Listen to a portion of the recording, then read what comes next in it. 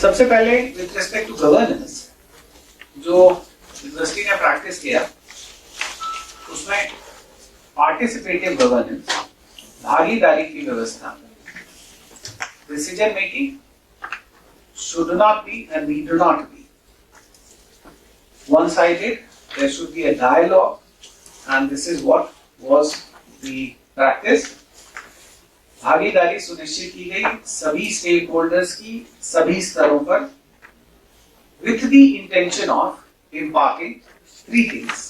So participative governance with three riders: speed, दूसरा accuracy, तीसरा transparency. जितनी ज्यादा संभव है उतनी। इसके लिए ये शायद रिकॉर्ड हो सकता है इस यूनिवर्सिटी के इतिहास में। 20 मार्च को मैंने पहली एग्जीक्यूटिव काउंसिल मीटिंग की थी और 30 दिसंबर के बीच में कुल 6 एग्जीक्यूटिव काउंसिल मीटिंग हुई, जिसका मतलब लगभग हर 1.5 महीने पर एग्जीक्यूटिव काउंसिल की मीटिंग्स होती रही। मुझे लगता है लगभग इतनी ही फाइनेंस कमेटी की मीटिंग्स हुई और शायद एक डिसीजन को छोड़ के किसी डिसीजन पे कोई डिसेंट भी तक नहीं ये रजिस्टर किया गया। और 3 बार एग्जीक्यूटिव काउंसिल की मीटिंग, मुझे बताया गया कि यहाँ की एग्जीक्यूटिव काउंसिल की मीटिंग्स काफी अन्य कारणों से चर्चा में रही हैं, लेकिन मैं बहुत सेटिस्फैक्शन के साथ ये कहता हूँ कि 6 में से 3 मीटिंग्स में on record word of appreciation for the university administration and its works have been placed. ये on record place किए गए जो मिनट हो रहे हैं, मिनट है। दूसरे, एक कोशिश की गई कि क्योंकि पार्टिसिपेटिव गवर्नेंस है जिसमें स्पीड, एक्यूरेसी और ट्रांसपेरेंसी तीनों रहे अधिकतम, इसके लिए इंफॉर्मेशन टेक्नोलॉजी को हम जितना लीवरेज कर सकते थे उतना लीवरेज किया। और जो भी डॉक्यूमेंट हैं विश्वविद्यालय के, ये आप इसको भी पहला कह सकते हैं, हमारा कोई डॉक्यूमेंट अनलेस कि वो क्लासिफाइड नहीं है तो वो सारा हमारी वेबसाइट पे प्लेस है। और शायद इसका नतीजा ये रहा कि हमारी वेबसाइट पिछले करीब 10 महीनों में उसका 2.25 करोड़ का हिट रहा। तो लोग जानना चाहते हैं, बहुत सारा हम लोगों ने उसको इंटरैक्टिव बनाया, स्टूडेंट फ्रेंडली बनाया, सोसाइटी फ्रेंडली बनाया। मुझे लगता है आप लोग भी बहुत सारी इंफॉर्मेशन वेबसाइट से उठाते होंगे। तो ये कंप्लीट कम्युनिकेशन हम लोगों ने इसमें करा। एक मेजर चीज जिसको भी आप फर्स्ट इन दी स्टेट और इवन नॉर्थ इंडिया, मैं कहता हूँ साउथ इंडिया उतना माइक्रो स्टडी नहीं है मेरी, इसलिए मैं दावा नहीं कर रहा, लेकिन कम्युनिकेशन के ऑल पॉसिबल एवेन्यूज भी एक्सप्लोर्ड, जितने भी संभावित थे, बिकॉज कोई व्यवस्था पारदर्शी होगी ही तभी जब एकदम ओपन कम्युनिकेशन होगा। उस ओपन कम्युनिकेशन के अंदर हमारे लगभग सभी प्रशासनिक एस्पेक्ट्स के अपने ट्विटर अकाउंट है और आप में से बहुत लोग उसको देखते होंगे। कई बार मोहिता जी उसमें से एक आध पर भी स्टोरी बनाती हैं।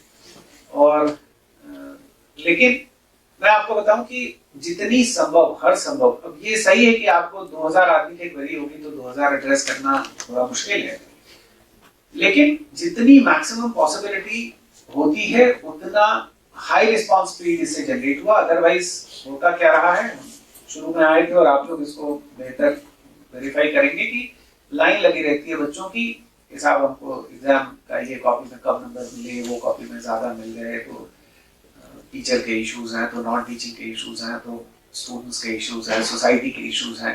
अभी अल्टरनेट चैनल ऑफ कम्युनिकेशन, एक तो जो भी करिए उसको पब्लिक कर दीजिए, वो हमारी वेबसाइट पर भी आता है, हमारे ट्विटर हैंडल से जाता है और हमारा ट्विटर हैंडल हमारी वेबसाइट पर भी है उपलब्ध, तो उसको भी आप देख सकते हैं।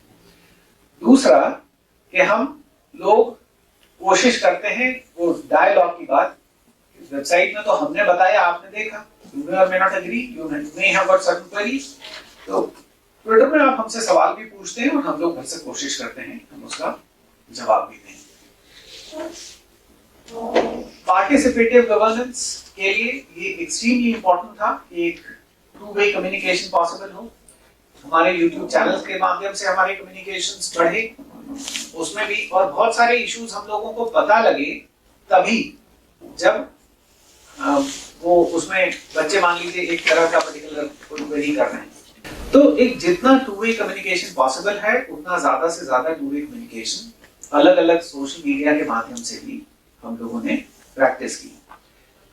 इसी पार्टिसिपेटिव गवर्नेंस का के उदाहरण और के पार्टनर्स आप में से जो बहुत सारे लोग यहाँ बैठे हैं वो भी रहे। जब आपने खुद ही हमको बहुत सारे सुझाव दिए और जो भी हमारे लिए व्यावहारिक रहा किया जा सकने लायक, वो ज्यादातर चीजें की गई और कुछ बहुत ही सिग्निफिकेंट रही। तो आपका एक अपना अनुभव है, एक अपनी विशिष्टता है, इस यूनिवर्सिटी का इतना सारा एक्सपोजर है, स्टूडेंट से आप बहुत इंटरेक्ट करते हैं, अलग अलग स्टेक होल्डर से इंटरेक्ट करते हैं, तो कुछ बहुत मैच्योर, बहुत ही वाइज सजेशंस आए जिसको हम लोगों ने अपनी व्यवस्था में इनकॉर्पोरेट किया। तो this is what is the case of participative governance. Student भी हमको बताता है, हमको आप लोग भी बताते हैं, हमको सोसाइटी भी बताती है, ऑफ कोर्स टीचर्स और बाकी एडमिनिस्ट्रेटिव ऑफिशियल्स तो ही हैं जो बताते हैं। एक और चीज यहाँ के गवर्नेंस में करी जो मुझे लगता है बहुत फार रीचिंग कॉन्सिक्वेंस की है, और वो भी शायद प्रदेश में पहली बार है यहाँ की प्रदेश के विश्वविद्यालयों की। हम अपने डिपार्टमेंट्स को अधिक से अधिक एम्पावर कर रहे हैं, डिसीजन मेकिंग को डिसेंट्रलाइज कर रहे हैं। अब इसमें कुछ नए एडिशंस हुए इधर। सबसे पहले तो आपने इधर देखा होगा, अब आप पोस्ट ग्रेजुएट एग्जाम हमारे डिपार्टमेंट्स के लेवल पे ही हो रहा है। यूजी में एक्चुअली कई विषय होते हैं, लिहाजा उसको अभी डिसेंट्रलाइज करना व्यावहारिक नहीं है। हम उन विषयों में एक्सप्लोर करेंगे यूजी लेवल पर भी जहां विषयों की ये बाध्यता नहीं होगी। तो एग्जामिनेशन अगली बार से हम कोशिश कर रहे हैं कि एडमिशंस भी ज्यादा से ज्यादा विभागीय स्तर पर ही हो, स्पेशली पोस्ट ग्रेजुएशन और पीएचडी के एडमिशंस। तीसरा, अभी हमारे कॉन्वोकेशन को आपने देखा होगा, हम लोगों ने कॉन्वोकेशन को दो भाग में बांटा। एक्चुअली वो स्ट्रैटेजिक इनिशिएटिव था। ऑफ कोर्स हमारे पास जगह इतनी नहीं है, हम इतने करीब 190 मेडल होते हैं, इतने बच्चों को एक साथ बैठा नहीं सकते थे। हम लोगों ने, हमारे दो तरह के मेडल्स हैं, दो कैटेगरीज हैं। एक मेडल की कैटेगरी है जो यूनिवर्सिटी देती है, दूसरी मेडल की कैटेगरी है जो स्पॉन्सर्ड मेडल्स हैं। तो आप भी किसी विभाग के अगर स्टूडेंट हैं, आप कोई इंस्टीट्यूट करते हैं अपना मेडल, तो वो मेडल स्पॉन्सर्ड मेडल कैटेगरी में आता है। तो स्पॉन्सर्ड मेडल्स बहुत बार विभाग स्तर पर ही ज्यादा एफिनिटी के साथ आते हैं।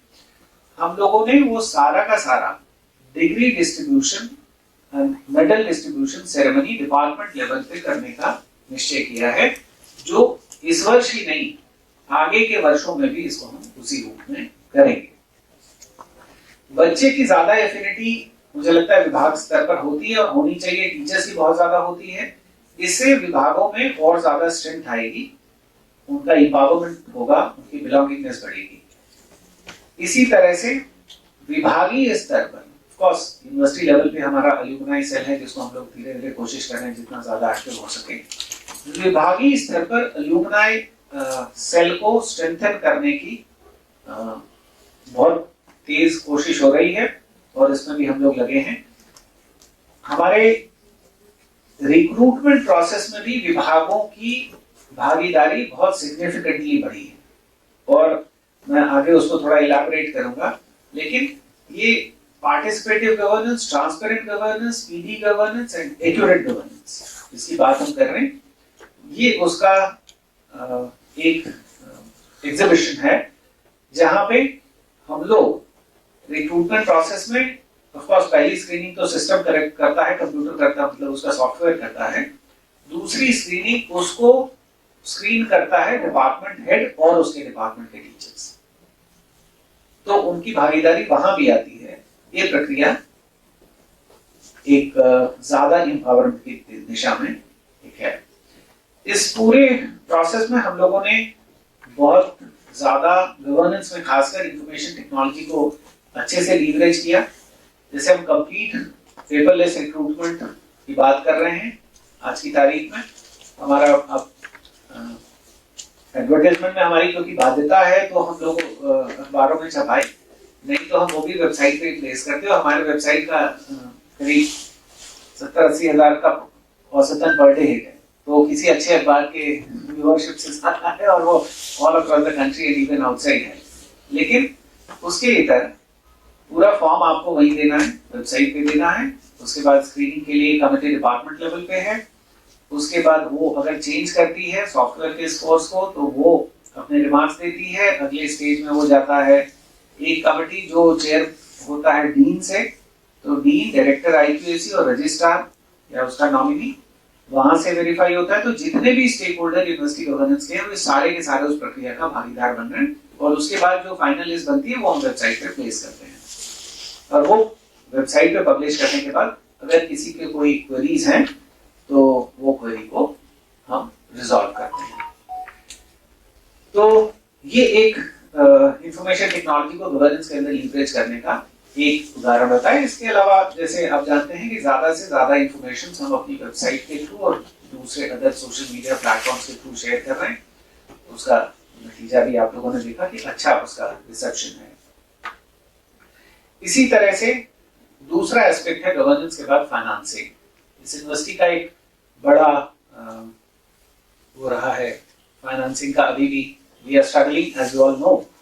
तो उस स्ट्रगल के दौरान हम लोगों ने कुछ इनिशिएटिव्स किए यहाँ पे, जिसमें सबसे पहला फोकस था कि non government non grant revenue को एम्फसाइज किया जाए। नॉन ग्रांट रेवेन्यू पे हम लोगों का फोकस काफी रहा है। उसमें छोटे से छोटे कदम भी हम लोगों ने लिए, जैसे यूट्यूब चैनल मोनेटाइजेशन। इससे हमको कोई 10, 20, 50, 100 करोड़ रुपए नहीं आने वाले हैं, लेकिन ये प्रयास जरूर दर्ज कराता है कि विश्वविद्यालय अपने पांव पे चलने की कोशिश कर रहा है और हर समय हर आवश्यकता के लिए सिर्फ इसी में यकीन नहीं रखता है कि भैया आप हमको गवर्नमेंट से जाए और कहे साहब आप ही दीजिए तो हमारा कुछ होगा, नहीं तो कुछ नहीं होगा। हम लोगों ने बहुत सारी कोशिश की है गवर्नमेंट से भी अपने ग्रांट्स के लिए, बहुत सारा शताब्दी के लिए भी आप में से बहुत लोगों ने उसको अपने अखबारों में छापा भी था। शताब्दी के लिए हो चाहे इंफ्रास्ट्रक्चर डेवलपमेंट के लिए हो, और सरकार बहुत ही जेनरस होकर हम लोगों की मदद भी करती है। अभी हॉस्टल के लिए कुछ पैसे मिले हैं, एम्बुलेंस देखिए वो सरकारी मदद ही है ऑनरेबल डिप्टी चीफ मिनिस्टर साहब की। लेकिन उसके इधर हम अपने सोर्सेज से भी प्रयास कर रहे हैं और हमने एक अच्छा खासा अमाउंट, हालांकि पहला साल था, लेकिन कंसल्टिंग इनकम भी हम जनरेट कर पाए हैं। और उसमें कुछ विभाग हमारे उन्होंने ठीक शुरुआत की है और कुछ विभागों में हमको लगता है कि आगे आने वाले समय में जब ग्रोथ होगी तो वो काफी एक्सपोनेंशियल ग्रोथ होगी। स्पेशली हमारी इंजीनियरिंग फैकल्टी, उसमें कुछ लैब का सर्टिफिकेशन का इशू रहा है, उसको हम लोगों ने रिजॉल्व किया है। और उसके बाद हमारे लॉ फैकल्टी से हमें बहुत एक प्रयास हम लोग कर रहे हैं कि लीगल कंसल्टेंसी दो तरह से, एक जो लीडी सेक्शन है उसके लिए फ्री ऑफ कॉस्ट कंसल्टेंसी और दूसरा कॉर्पोरेट कंसल्टेंसी है, पेड कंसल्टेंसी होगी। इसको हम लोग शुरू करेंगे। इसी क्रम में हम शुरू करने जा रहे हैं बिजनेस क्लिनिक्स हमारी यूनिवर्सिटी के अंदर। बिजनेस क्लिनिक का इस पर हम बात करेंगे आगे जब हम अपने फ्यूचर प्लान्स की बात करेंगे। अभी तो इसमें सेंट्रलाइज एडमिशन के थ्रू भी हम लोगों को रिसोर्सेज जनरेट हुए। फॉर्म सेल आपको पता है, हम इस बार लगभग 50% से ज्यादा हमारी टोटल फॉर्म सेल रही और मैं इसको मानता हूं कि ये इंक्रीज ब्रांड इक्विटी की वजह से ये रिफ्लेक्टेड रहा है। हमारे एडमिशंस की संख्या भी बढ़ी है, हमारा जुरिस्डिक्शन भी एक्सपैंड हुआ है और कंसल्टिंग इनकम जिसकी बात हमने की, उन सबों के थ्रू हम अपने रेवेन्यू को काफी एक्सपैंड करने की कोशिश में लगे हुए हैं। किसी एजुकेशनल इंस्टीट्यूशन के लिए उसकी पहचान उसकी एकेडमिक्स है, तो हम दावे से कहते हैं कि first in the state, so with respect to new education policy 2020 implementation, we are not just first in the state but also one of the first in the country. और जैसा मैंने अलग अलग मंचों पे कहा बहुत बार कि हम कम से कम 60% से ज्यादा इम्प्लीमेंटेशन जो विश्वविद्यालय स्तर पे हो किया जा सकता था, कुछ ऐसा है जो सेंट्रल लेवल पे होना है, लेकिन यूनिवर्सिटी लेवल पे जितना किया जाना था वो उसमें से काफी हम लोगों ने इम्प्लीमेंट कर लिया। हम लोगों ने अपना नया पोस्ट ग्रेजुएट प्रोग्राम का ऑर्डिनेंस बना लिया। इस पोस्ट ग्रेजुएट ऑर्डिनेंस में आप जैसे मालूम है कि जो true spirit in true sense of the word choice based credit system with credit transfer scheme, ये प्रोविजनिंग हम लोगों ने अपने यहाँ कर ली है और शायद ऐसा करने वाले हम one of the very few institution in the country हैं। इसके अलावा हम लोगों ने नया पोस्ट ग्रेजुएट पीएचडी का ऑर्डिनेंस भी बनाया जिसमें पार्ट टाइम पीएचडी भी प्रपोज्ड है, जिसमें इंटीग्रेटेड पीएचडी भी है, जिसमें बड़े पैमाने पे इंफॉर्मेशन टेक्नोलॉजी को लीवरेज करते हुए हम स्टूडेंट्स को बड़ी समय की बचत और उनके कॉस्ट की बचत भी करा रहे हैं। अभी आप जैसे नॉर्मल थीसिस के अंदर देखते होंगे वो हार्ड बाउंड होती है, उसमें एक तरफ प्रिंट होता है, उसमें इतनी लाइन स्पेसिंग होती है, एक एक थीसिस के प्रिंटिंग में मुझे लगता है 1000-1200 लगते होंगे एक एक में। तो हम तो प्रिंट की बात ही तब कर रहे हैं, उसने पीएचडी ऑर्डिनेंस में ये लिखा हुआ है, हम बात ही कर रहे हैं, मैंने 2 कॉपी की हम सिर्फ बात करें हमारी लाइब्रेरी के रिकॉर्ड्स के लिए, अदरवाइज हम प्रिंट कॉपी भी एग्जामिनर को तब देंगे जब वो मांगेगा, नहीं तो हम मेल से ही देंगे। तो ये सब हमारे नए पीएचडी के ऑर्डिनेंस में है। हम लोग एक पीएचडी स्टूडेंट्स के लिए वो अभी क्योंकि हमको फाइनेंस कमेटी का अप्रूवल चाहिए इसलिए हम उसको आज लॉन्च नहीं कर रहे हैं, नहीं तो हम लोग बहुत जल्दी we are going to come up with a new scholarship scheme for female PhD students. ये अपना नया डीलेट का ऑर्डिनेंस भी हमने बनाया, लास्ट यहाँ का 1986 का बना हुआ है और 10 साल से डीलेट के एडमिशंस नहीं हुए हैं, ये आपको पता है 10-11 साल हो गए। तो हम सबसे पहला काम करने जा रहे हैं, पहला एडमिशन जो नए सत्र में शुरू होगा वो डीलेट का एडमिशन शुरू होगा, ये भी एक न्यूज़ है। फिर हम लोगों ने अपना नया डिप्लोमा को कंप्लीट रिजुविनेशन किया और उस डिप्लोमा का भी हम ऑर्डिनेंस बनाने जा रहे हैं, बन गया है और उसको हमने अप्रूव भी कर लिया है अपनी एकेडमिक काउंसिल से, अपनी एग्जीक्यूटिव काउंसिल से, सभी बॉडी से उसको हमने अप्रूव करा लिया। हम लोगों ने सीट भी बढ़ाई एलएलबी 5 इयर्स में, बीकॉम में और बीटेक कंप्यूटर साइंस में। एलएलबी में हमारी 120 थी जो 180 की, और बीकॉम में भी मुझे लगता है 120 से 180 थी, और बीटेक में 90 से 120 कंप्यूटर साइंस में। इस बार हम कुछ नए प्रोग्राम भी शुरू करने जा रहे हैं अपने इंजीनियरिंग कॉलेज के अंदर और इवन यहाँ फैकल्टी के अंदर, तो उसकी बात हम आगे नए प्रोग्राम्स में करेंगे। इसके अलावा हमने कुछ नए प्रोग्राम भी शुरू किए जिसमें जो नई हमारी फैकल्टी एस्टैब्लिश हुई, फैकल्टी ऑफ योग एंड अल्टरनेटिव मेडिसिन, उसके अंदर दो डिपार्टमेंट्स का क्रिएशन था, इसमें डिपार्टमेंट ऑफ योग और डिपार्टमेंट ऑफ नेचुरोपैथी। इसमें हम यूजी, पीजी और डिप्लोमा तीनों योग और नेचुरोपैथी में शुरू कर दिया है, उसमें से मुझे लगता है कई में एडमिशंस हो गए हैं। और MBA entrepreneurship and family business शुरू किया, गर्भ संस्कार का एक प्रोग्राम शुरू किया जो मुझे लगता है again first in the state to do that. हम लोगों ने 3 इंस्टीट्यूशन क्रिएट किए, जैसा आपको पता है, एक फैकल्टी ऑफ योग एंड अल्टरनेटिव मेडिसिन, दूसरा institute of advance molecular genetics and infectious diseases, और तीसरा सेंटर फॉर नानो साइंस। हम एक मेजर रिफॉर्म करने जा रहे हैं अपने, एक हमारे पास इंस्टीट्यूट है, इंस्टीट्यूट ऑफ अभिनव गुप्त संस्थान जो है। अब इसमें जो मेजर इनिशिएटिव है, क्योंकि वो हमारा अगला बड़ा टारगेट है, जब इधर कुछ हमको समय मिला और हमने उस बारे में पढ़ना शुरू किया तो मुझे लगता है उसमें हम लोगों का कंट्रीब्यूशन जितना होना चाहिए था, हम we were lacking far behind, हम उसकी क्षमता को इस्तेमाल नहीं कर पाए हैं। तो इसमें बिल्डिंग और कुर्सी और मेज और एसी और कंप्यूटर से तो संस्थाएं नहीं बनेंगी, संस्थाएं तो अपने रिसर्च और अपने एकेडमिक से ही बनेंगी। उसमें जो पॉलिसी शिफ्ट करना है वो मैं इस नए साल के एजेंडे में हमारा है कि हम उसको एक, और वो शायद इस यूनिवर्सिटी का पहला स्कूल हो, स्कूल ऑफ अभिनव गुप्त, उसको स्कूल का दर्जा। स्कूल एक्चुअली एक कॉन्सेप्ट है जो फैकल्टी के समतुल्य होता है। नाम नॉमेनक्लेचर उसका फैकल्टी भी दे सकते हैं, लेकिन उसका कॉन्सेप्ट यही है कि आज की तारीख में उसका ऑर्गेनाइजेशनल स्ट्रक्चर है, फैकल्टी ऑफ आर्ट्स में एक डिपार्टमेंट ऑफ संस्कृत है, डिपार्टमेंट ऑफ संस्कृत में एक इंस्टीट्यूट ऑफ अभिनव गुप्त ऑफ एस्थेटिक्स एंड शैविज्म से करके एक है।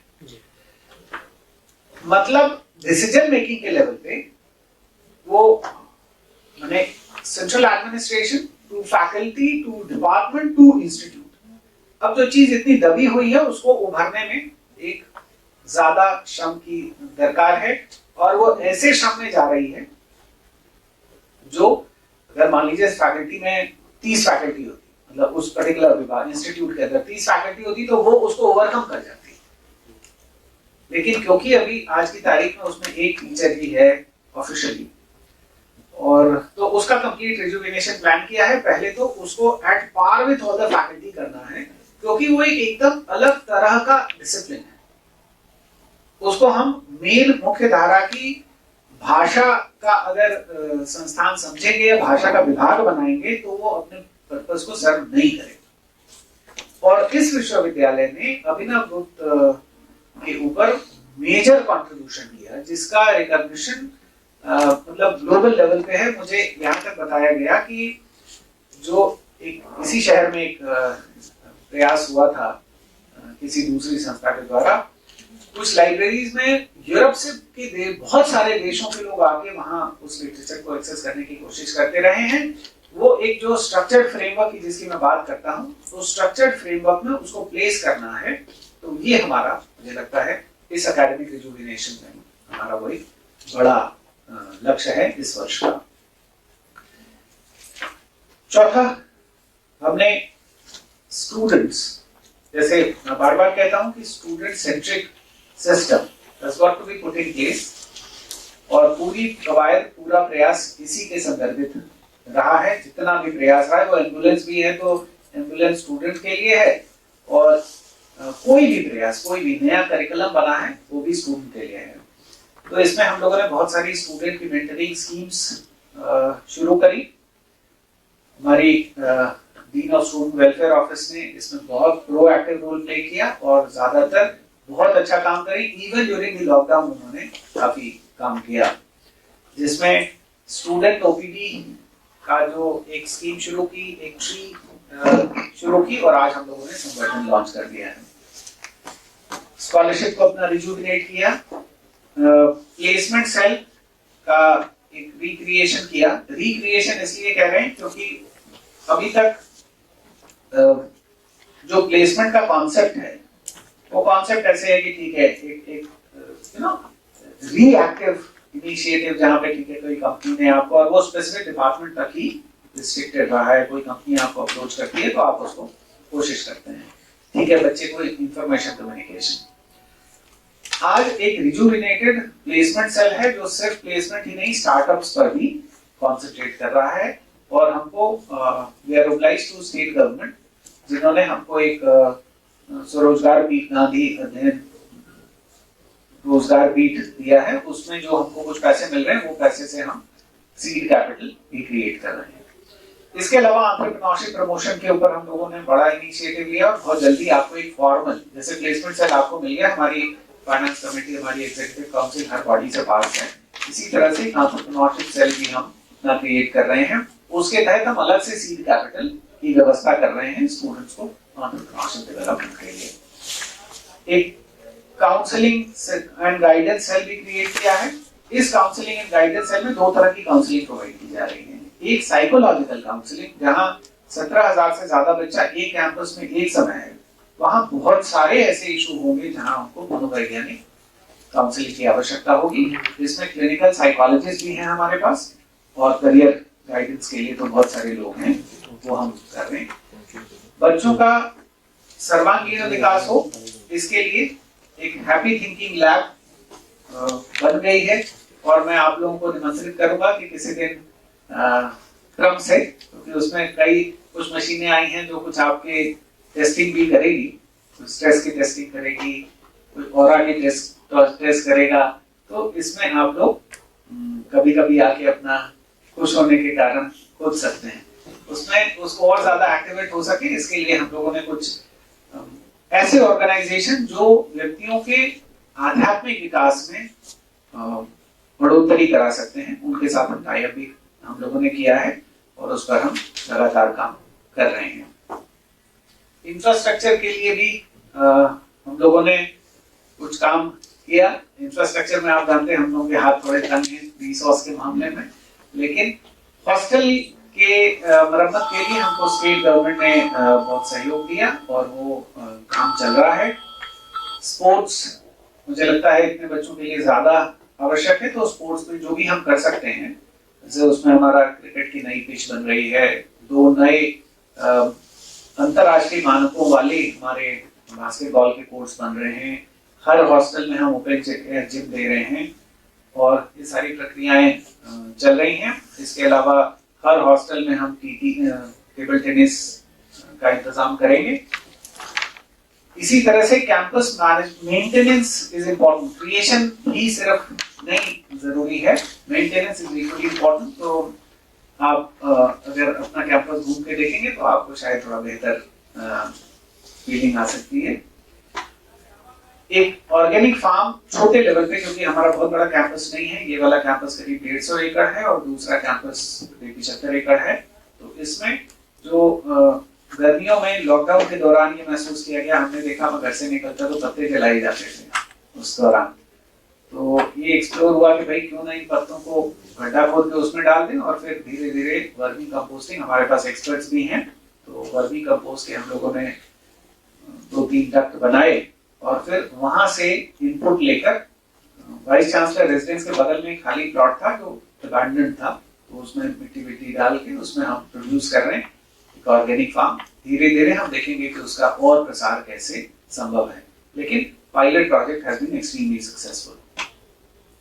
Innovation is the key, so innovation पर भी हम लोगों ने कोशिश की, जिसमें स्लेट हो, चाहे हमारा सिम्स हो, आप लोगों में से बहुत लोग इसके बारे में जानते हैं, नॉट इलैबोरेटिंग, बट देन यूकेम हमारा अब एक छोटी सी चीज है, लेकिन एक इंस्टीट्यूशन, रिस्पॉन्सिबल इंस्टीट्यूशन है, वो अपनी सामाजिक आवश्यकता को समझता है और उसके अनुरूप आचरण कर रहा है। तो यूकेम हो, चाहे यूरैम हो, चाहे हमारा गर्भ संस्कार जैसा इनोवेटिव प्रोग्राम हो, तो इस तरह के बहुत सारे इनोवेशंस यूनिवर्सिटी लेवल पे हम लोगों ने किए। फैकल्टी के लिए भी कई इनिशिएटिव हुए, उसमें एक तो कल अगर आपको पता हो कि हमारी एग्जीक्यूटिव काउंसिल ने हमारे 53 और उसके पहले एक टीचर का हुआ था तो 54 प्रमोशंस हुए, जबकि ज्यादातर साल का ज्यादातर महीना तो ऐसी व्यवस्था में गया जिसमें वुमेन्स एक्सेट्रा रिस्ट्रिक्टेड थे। तो एक नई व्यवस्था को क्रिएट किया गया और उस नई व्यवस्था को का पूरा स्टैट्यूटरी कंप्लायंसेस के बाद हम लोग ऐसे प्रमोशंस भी कर पाए जहां 15-15 वर्षों से और 10-10 वर्षों से तो बहुत सारे विभाग थे जहां प्रमोशंस नहीं हो रहे थे। तो मुझे लगता है टीचर्स मोटिवेशन के लिए इम्पोर्टेंट है, जिसका जो ड्यू है उसको वो ड्यू मिलना चाहिए। एक जैसा मैंने कहा है ट्रांसपेरेंट मोड ऑफ रिक्रूटमेंट हम लोगों ने यहाँ इवॉल्व किया है। नए पोस्ट का कंप्लीट रोस्टरिंग पूरे शासकीय मानकों के अनुरूप, और क्योंकि we were not in haste तो हमको 3 महीने से ज्यादा समय लगा उस रोस्टरिंग के लिए। तो इसी तरह से यूनिवर्सिटी का जो अपना सोशल रिस्पॉन्सिबिलिटी है उसके तहत हम लोगों ने अपना कम्युनिटी किचन 60 दिन तक चलाया और वो सब आप सबके सहयोग से चलाया। आप में से बहुत सारे लोग ऐसे हैं जिन्होंने उसमें अपना अंशदान भी दिया, जिस भी रूप में जो दे सका। एक मास्क बैंक, आप लोगों के पीछे ही बैठे हैं हमारे एनएसएस कोऑर्डिनेटर साहब, तो इन्होंने एक मास्क बैंक भी बनाया जो बहुत सफलता से अपना कार्य कर रहा है। कुछ स्पेशल अचीवमेंट्स भी रही, जिसमें पहला हम कह सकते हैं कि जनवरी के महीने में एक साथ 26,000 पेड़ लगाने का जो संकल्प था हमारा, और हम कुल 32,000 कुछ 100 लगा पाए, जिसके लिए हमको वर्ल्ड बुक ऑफ रिकॉर्ड्स का रिकॉग्निशन भी प्राप्त हुआ। आज की तारीख में आई मिस्ड, अब मुझे ध्यान आ रहा है, नहीं तो मैं सर्टिफिकेट यहाँ दिखा सकता था। यूनिवर्सिटी के सर्टेन प्रोसेसेस के लिए ISO सर्टिफिकेशन प्राप्त हो चुका है। तो वो आई थॉट कि मैं भूल गया, अदरवाइज मैं उसका सर्टिफिकेट भी आप मंच पर दिखाता। तो ये भी हम लोगों ने प्राप्त किया। हम लोगों ने बीएड का एंट्रेंस 4,34,000 छात्रों के लिए कोविड जब अपने लगभग पीक पर था, उस दौरान हिंदुस्तान का की पहली परीक्षा हम लोगों ने कराई किसी भी कॉम्पिटिटिव एग्जाम की, और उसकी मुझे लगता है लगभग सभी बॉडीज ने उसका वर्ड ऑफ अप्रिसिएशन एक्सप्रेस किया। तो ये एक कुछ मेजर अचीवमेंट्स रहे, और सबसे बड़ा अचीवमेंट था हमारा 100वें साल का सेलिब्रेशन, सेंटिनियल सेलिब्रेशन, जो हम लोगों ने 7 दिन सुबह 7 बजे से लेके रात के किसी दिन 9 किसी दिन 10 बजे तक किया, जिसमें हम लोगों ने अपना कॉन्वोकेशन भी किया, और प्रदेश में कॉन्वोकेशन करने वाला हम पहला विश्वविद्यालय है। तो ये हम लोगों ने पहला कॉन्वोकेशन किया और फिजिकल किया। तो वो उसमें हम लोगों ने अपना कॉन्वोकेशन किया, उसमें हम लोगों ने इंटरनेशनल एलुमनाई मीट करी, और उसके अलावा म्यूजियम विजिट्स, हमारी आर्ट गैलरी उसमें इनॉग्रेट हुई, और बहुत सारे नई चीजें हुई। और सबसे बड़ी बात ये थी, उसका हाई पॉइंट था ऑनरेबल प्राइम मिनिस्टर साहब का आशीर्वचन, जिसमें उन्होंने हम लोगों को 2 टास्क भी दिए थे, और दोनों टास्क से हम लोगों ने काम इमीडिएटली नेक्स्ट डे शुरू कर दिया था। पहला था कि जब आजादी के 100वें साल में विश्वविद्यालय की भूमिका क्या हो सकती है अपने संदर्भ में, समाज के संदर्भ में, तो शिक्षा के संदर्भ में, तो वो एक कमेटी हमारी बन गई है जो उस पर कार्य कर रही है, जिसको 3 महीने के अंदर अपनी प्रिलिमिनरी रिपोर्ट दे देनी है। दूसरे, ऑनरेबल प्राइम मिनिस्टर साहब ने ये बात कही थी कि क्योंकि क्षेत्राधिकार बढ़ा है, तो उन नए एरियाज के अंदर हम अपना कॉन्ट्रीब्यूशन स्किल डेवलपमेंट में, एजुकेशन डेवलपमेंट में, और उन जिलों के अपने जो स्ट्रेंथ है, उनके रिसोर्सेज हैं, उनकी ब्रांडिंग, मार्केटिंग और उसका लाभ नीचे तक पहुंचे, उसके लिए वो भी एक कमेटी बन रही है। तो एक उसमें कोर कमेटी बनी है जिसको जिलेवार अपनी कमेटी बना लेनी है और रिपोर्ट देनी है। जो कुछ बातें अन्य जो मुझे लगता है मुझे प्रकाश में लानी चाहिए, जो आमतौर पे विश्वविद्यालय का कोर फंक्शन नहीं माना जाता है, लेकिन ऐसा करने वाले हम कुछ केसेस में हिंदुस्तान का और कुछ केसेस में प्रदेश का पहला विश्वविद्यालय है।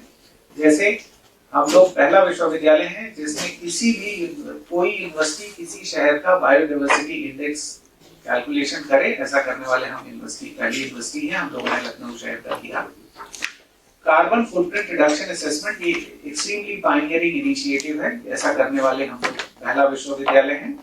तो ये करने वाले हम पहला विश्वविद्यालय है। ग्रीन ऑडिट हम अपना कर रहे हैं, वो रिपोर्ट भी मुझे लगता है अगले साल से मिड तक आ जाएगी। हम इधर स्टेट ही नहीं, शायद नॉर्थ इंडिया में पहली यूनिवर्सिटी है जो अपना लर्निंग मैनेजमेंट सिस्टम जिसने बनाया है। यूनिवर्सिटी हम पहली यूनिवर्सिटी है जिसने सबसे पहले अपना फिजिकल क्लासेस शुरू की, और शुरू हमने पीएचडी स्टूडेंट के लिए और पोस्ट ग्रेजुएट साइंस के पोस्ट ग्रेजुएट स्टूडेंट के लिए शुरू की थी। उसके बाद जो डायरेक्शंस आए गवर्नमेंट के, उसके बाद हम लोगों ने उसका भी कंप्लीट कंप्लायंस इंश्योर किया। पेपरलेस रिक्रूटमेंट इनिशिएट करने वाले हम पहली यूनिवर्सिटी हैं प्रदेश में। तो ये कुछ विषय थे जो मुझे रखने थे। इसके अलावा कुछ जो योजना अगर आप चाहें तो मैं शेयर कर सकता हूँ। पहली चीज तो ये कि ये लक्ष्य है और प्रयास भी रहेगा। इस लक्ष्य को प्राप्त करने का सफलता ईश्वर के हाथ में है। एक एग्रीकल्चर का प्रोग्राम शुरू करने की दिशा में हम लोग बहुत गंभीर हैं। वो नीड ऑफ द आवर भी है, और मुझे लगता है अब जबकि न्यू एजुकेशन पॉलिसी बात करती है true multidisciplinary educational higher education institution की, तो एक संस्था में इस तरह की ज्यादातर चीजें होनी चाहिए। हमारे पास आयुर्वेद और होम्योपैथी का संकाय भी है। इंजीनियरिंग कॉलेज भी है, आज इंजीनियरिंग फैकल्टी भी है, तो हम चाहते हैं एग्रीकल्चर हमसे छूटा न रहे। तो ये एक बड़ा लक्ष्य है और मुझे मालूम है कि ये थोड़ा कॉस्ट मांगेगा, लेकिन वी आर डिटरमिन्ड कि हम एक complete value chain of agriculture को एड्रेस करें।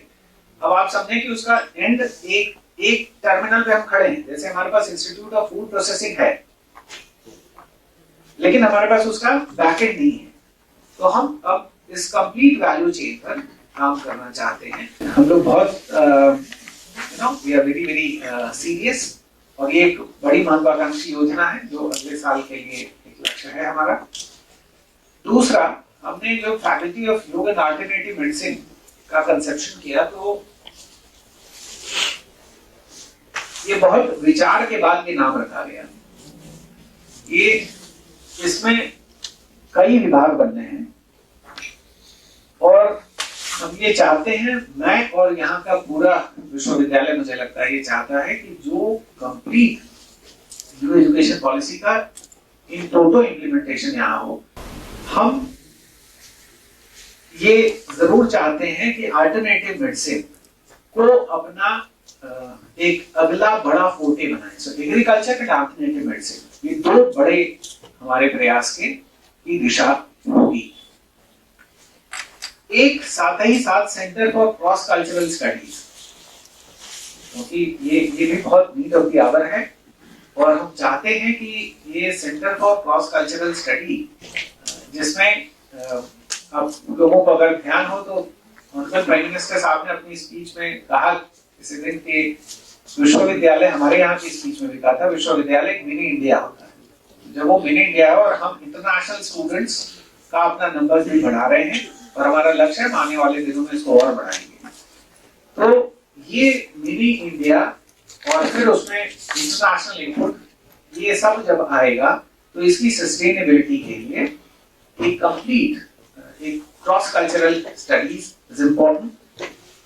अभिनव गुप्त संस्थान के बारे में मैंने आपको बताया, कुछ नए प्रोग्राम्स जरूर हमारे टारगेट लिस्ट में है। एक बीटेक कंप्यूटर साइंस के साथ हम एक नया बीटेक इस बार शुरू करने जा रहे हैं, जो मॉडर्न कंप्यूटर टेक्नोलॉजी पर बेस्ड होगा, जो machine learning, artificial intelligence, IoT वगैरह सभी एस्पेक्ट को एड्रेस करेगा। तो ये एक 60 सीट के साथ हम नया बीटेक शुरू करने जा रहे हैं। दूसरा, बीएससी हमारे पास एक डिपार्टमेंट ऑफ कंप्यूटर साइंस है, वो भी अपना रोल प्ले करे इस नई सूचना क्रांति में। इसके लिए हम एक बीएससी डेटा साइंस का प्रोग्राम शुरू करने का विचार है।